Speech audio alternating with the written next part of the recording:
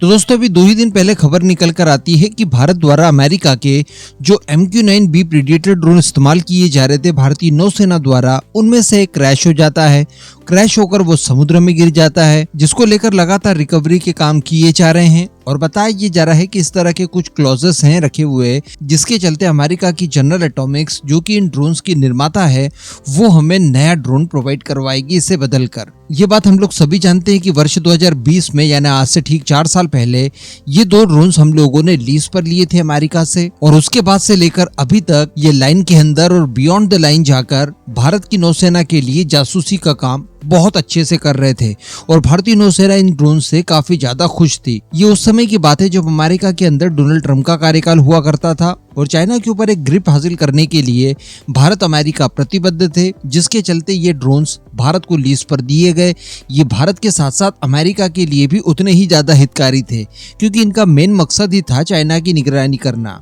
तो जो भी डाटा इससे प्राप्त होता था भारत को, संभवतः वो अमेरिका के पास भी जाता था। एक तो ये कि इस ड्रोन का सारा कम्युनिकेशन सिस्टम वगैरह अमेरिका से ही संचालित होता था, उसी के सैटेलाइट से ये लिंक्ड होता था, तो वो डाटा भारत के दिए बिना भी हासिल कर सकता था।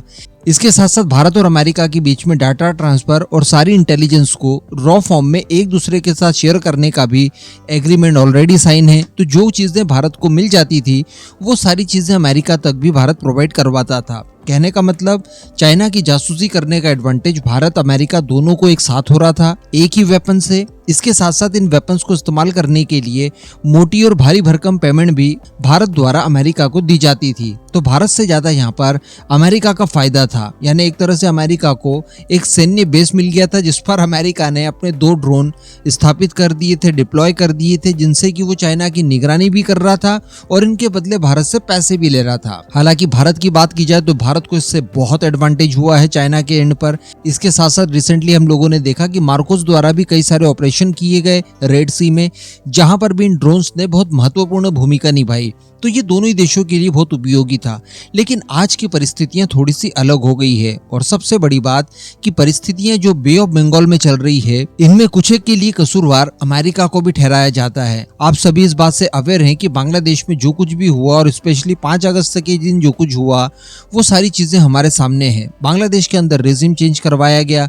इसके अलावा बे ऑफ बंगाल में ही बांग्लादेश का एक आइलैंड पड़ता है जिसको अमेरिका हथियाना चाहता है। उन सब के बारे में भी आप सभी को जानकारियां हैं। अब कुछ इस तरह की अपुष्ट खबरें निकल कर आई थी बीच में कि जिस दिन बांग्लादेश के अंदर ये सारे क्राइसिस चल रहे थे और बांग्लादेश के अंदर रेजिम चेंज वगैरह किया गया, उस समय भारत का एक हेल क्लास का ड्रोन बांग्लादेश के एयर स्पेस में देखा गया था। जी हाँ, अब अगर इस तरह के ड्रोन्स की बात की जाए तो वो भारत के पास यही है और यही उतनी रेंज वगैरह प्रोवाइड करवा सकता है और प्रॉपर ध्यान रख सकता है सारी स्थितियों को लेकर जो कि बांग्लादेश के अंदर घटित हो रही है। अब उसके बाद ये सारी चीजें बहुत ज्यादा लाइट में नहीं आती, लेकिन सडनली खबर निकल कर ये आती है कि प्राइम मिनिस्टर मोदी अमेरिका के विजिट पर जा रहे हैं।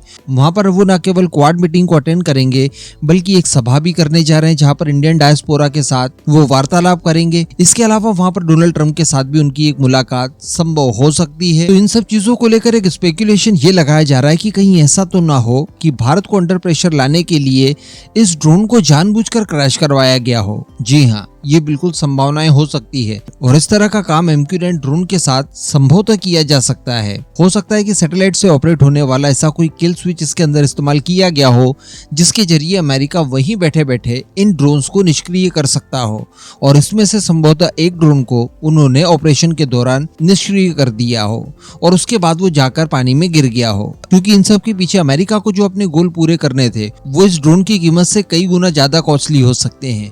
तो कोई बड़ी बात नहीं है, छोटा मोटा ड्रोन का इन्वेस्टमेंट करके वो अपने बाकी के गोल्स पूरे करने के लिए इसका इस्तेमाल कर सकता है। यहाँ पर भारत को इस तरह से अंडर प्रेशर लिया जा सकता है, क्योंकि भारत की सेनाओं को इन ड्रोन्स की बहुत आवश्यकता है। डील की बात की जाए तो देखिए, डील को लेकर हर बार खबर आती है, लेकिन अभी तक कोई भी इसको लेकर निराकरण नहीं निकला है और नई डील अभी के अभी हो जाए ये संभव नहीं है। अगर हो भी जाती है तो नए ड्रोन्स मिलने में काफी समय लग सकता है। ऐसी परिस्थिति के लिए एक तरह से भारतीय नौसेना की एक आंख इन्होंने खराब कर दी 2 में से, ऐसी परिस्थिति ला दी कुल मिलाकर। तो खैर, इसको लेकर अमेरिका की तरफ से जो इन्वेस्टिगेशन किया जाएगा और ड्रोन को रिप्लेस करने से पहले जो सारी चीजों को वो जांचे परखेंगे, इसके साथ साथ भारतीय नौसेना ने अपने स्तर पर भी इन्वेस्टिगेशन यहाँ पर बड़े स्केल पर करनी चाहिए और इसमें इस बात को ध्यान रखना चाहिए कि कहीं ऐसा तो ना हो कि इसके पीछे अमेरिका की ही रिस्पॉन्सिबिलिटी हो और उन्हीं की तरफ से जानबूझकर इस ड्रोन को निष्क्रिय करवाया गया हो। ये लॉजिकली हमें उस समय भी पता चल सकता है जब ड्रोन को रिप्लेस करने की बात आएगी। अगर अमेरिका बिना हनाकानी के डायरेक्टली हमको एक कहने पर नया ड्रोन प्रोवाइड करवा देता है तो हम ये मान लेंगे कि ऐसी कोई भी मंशा अमेरिका की नहीं थी। लेकिन अगर ऐसा नहीं होता है और अमेरिका एक्चुअली यहाँ पर किसी तरह की हनाकानी करता है ड्रोन को रिप्लेस करने में,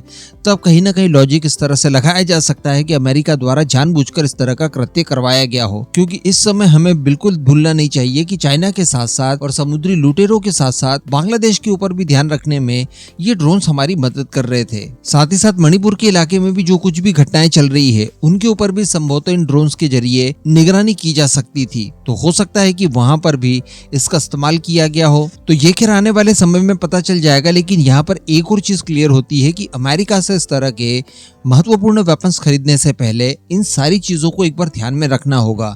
अगर F-35 खरीदने की बात की जाती है, F-15EX खरीदने की बात की जाती है या फिर F-18 सुपर हॉर्नेट खरीदने की बात की जाती है तो उनके साथ भी कुछ इस तरह की प्रॉब्लम्स बीच में आ सकती है इन फ्यूचर। अगर भारत अमेरिका की लाइन को क्रॉस करने की कोशिश करता है तो इस तरह की बाधाएं बीच में अमेरिका डाल सकता है। यही सारे कारण है कि भारत अमेरिका से ये वेपन्स खरीदने से पहले कई बार सोचता है। बाकी इस मुद्दे के ऊपर आपका क्या मानना है नीचे कमेंट करके जरूर बताइएगा।